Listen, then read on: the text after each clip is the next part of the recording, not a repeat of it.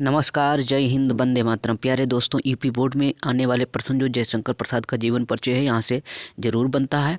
और ये ऐसा प्रश्न है कि हर बार पूछा ही जाता है, अथवा में आएगा या तो एक ऐसे कवि हैं, मतलब कभी भी हैं, और जो लेखक भी हैं, तो गद्य और पद्य दोनों में इनको कभी कभार पूछ दिया जाता है, नहीं तो एक में तो पूछा जाएगा। यानी इन्होंने कविताएँ भी लिखी हैं और कुछ पाठ भी लिखे हैं, तो इनका जीवन परिचय बहुत महत्वपूर्ण हो जाता है, इसलिए इनका जीवन परिचय हम पढ़ेंगे। तो आइए दोस्तों शुरू करते हैं जयशंकर प्रसाद का जीवन परिचय। देखिए, यूपी बोर्ड में कक्षा 10 में भी पूछा जाता है, और आप देखें तो ये 12 में भी पूछा जाता है। तो कक्षा 10 के लिए तो अति महत्वपूर्ण है और 12 के लिए भी महत्वपूर्ण है। देखिए, अब शुरुआत करते हैं। अब इनका सबसे पहले हम संक्षिप्त परिचय जानेंगे। संक्षिप्त परिचय में किस प्रकार से जो है हम ये याद करेंगे और क्या क्या महत्वपूर्ण है। देखिए, जयशंकर प्रसाद का संक्षिप्त परिचय। इनका जन्म जो है कब हुआ था? सन 1889 ईस्वी में हुआ था। और जन्म स्थान इनका क्या है? तो वो है काशी। जन्म स्थान इनका याद रखना काशी में है। और इनकी मृत्यु जो हुई थी वो 1937 है। दो चीज़ें तो पहले याद कर लीजिए, जन्म कब हुआ? सन 1889, और मृत्यु कब हुई? सन 1937 में। इनके पिता का नाम देवी प्रसाद था, और इनकी शिक्षा जो इन्होंने जो शिक्षा प्राप्त की, तो ये अंग्रेजी, फारसी, उर्दू, हिंदी व संस्कृत का स्वाध्याय इन्होंने किया। स्वाध्याय का मतलब होता है स्वयं से उन्होंने अध्ययन किया था। इस बात को आपको याद रखना है। अब लेखन विधा में देख लीजिए, इन्होंने काव्य लिखे हैं, कहानी लिखी, उपन्यास और नाटक, निबंध। अभी मैंने आपको बताया कि इन्होंने गद्य में भी लिखा है। गद्य में मतलब इन्होंने निबंध और नाटक लिखे हैं, और पद्य में इन्होंने काव्य लिखे हुए हैं, यानी कविताएं लिखी होंगी। साहित्य में इनका स्थान है कि छायावादी काव्यधारा के प्रवर्तक माने जाते हैं। यानी याद रखना, छायावादी के चार लोग, याद रखना चार व्यक्ति हैं: सूर्यकांत त्रिपाठी निराला, जयशंकर प्रसाद, सुमित्रानंदन पंत और महादेवी वर्मा। तो उन चार में से एक व्यक्ति ये भी हैं। अब देखो, भाषा की बात करें तो साहित्यिक खड़ी बोली इनकी भाषा रही, उसी में इन्हें रचनाएं की हैं। शैली इनकी क्या है? तो विचारात्मक, अनुसंधानात्मक, इतिवृत्तात्मक और भावात्मक व चित्रात्मक इनकी शैली है।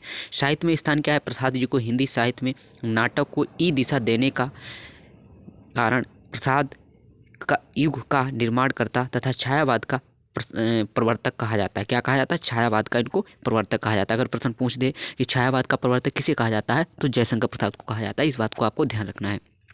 तो ठीक है दोस्तों, एक बार नज़र फिर से देख मार लीजिए, सभी लोग जो है देख लीजिए ध्यान से प्यारे साथियों, और अच्छे से समझ लीजिए इस बात को कि किस प्रकार से यहाँ देखो दिया गया है। अब इसको आप समझेंगे तो उम्मीद करता हूँ अच्छे समझ में आएगा। अब देखो, विस्तार से हम पढ़ लेते हैं।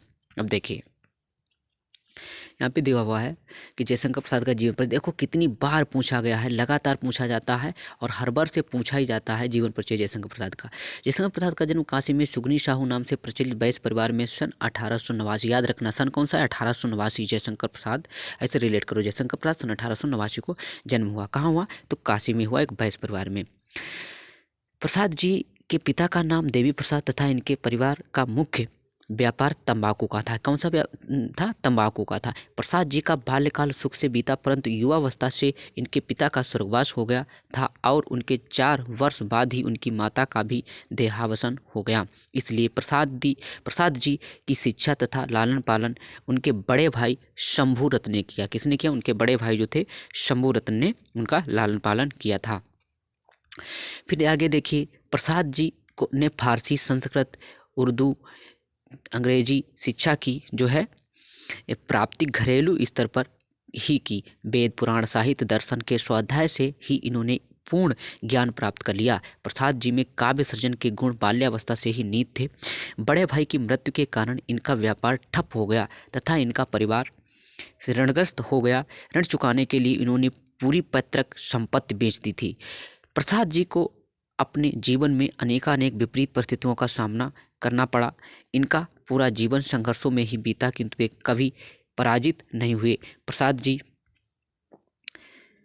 जी क्षय रोग के शिकार हो गए तथा रंज के द्वारा इनका शरीर बहुत दुर्बल हो गया। काशी में सन 1937 ईस्वी को प्रसाद जी का स्वर्गवास हो गया। याद रखना, क्षय रोग टीबी को बोलते हैं, यानी टीबी जैसा रोग इनको हो गया था, इसके कारण इनका देहांत हो गया। अब देखिए, इनकी कुछ महत्वपूर्ण कृतियां हैं, उनको हम पढ़ लेते हैं, बहुत ज़्यादा महत्वपूर्ण है। देखिए इनकी कौन कौन सी रचनाएं, इनकी 2-4 रचनाएं देख लीजिए। देखिए, काव्य में देखा जाए तो आंसू, कामायनी, लहर, झरना और चित्राधार, ये इनकी उपन्यास इरावती, तितली, कंकाल बहुत पूछे जाते हैं। इरावती, तितली और कंकाल ये क्या है, इनके उपन्यास हैं, याद रखना। उसके बाद में कहानी, कहानी बहुत ज़्यादा पूछी जाती है। कौन सी, आंधी, इंद्रजाल, छाया, प्रतिध्वनि आदि इनकी कहानियाँ हैं। नाटक में चंद्रगुप्त, स्कंदगुप्त, अजात सज्जन, सज्जन पूछ दिया जाता है। कल्याणी है, प्रायश्चित, जन्मेजय का नाग एक, विशाख और ध्रुव स्वामी बहुत पूछा जाता है। ये इंपॉर्टेंट है, इसको तो आप भूलना ही नहीं, वेरी वेरी इंपॉर्टेंट है, इसको तो भूलना ही नहीं, ये वेरी इंपॉर्टेंट है। आपको बता रहे हैं कौन सा, ध्रुव स्वामी जो नाटक है वो किसका है, जयशंकर प्रसाद का नाटक है। तो प्यारे दोस्तों, अब आज के वीडियो में बस इतना ही। वीडियो अच्छा लगा है तो लाइक कर दीजिए और चैनल को सब्सक्राइब जरूर कर दीजिए, क्योंकि ऐसे ही वीडियो मैं लाता रहूँगा और आपकी अच्छी तैयारी हो जाएगी। तो प्यारे दोस्तों, चलते हैं, फिर आपको मिलेंगे दूसरे वीडियो में। तब तक के लिए नमस्कार, जय हिंद। वीडियो लाइक ज़रूर कर दीजिए।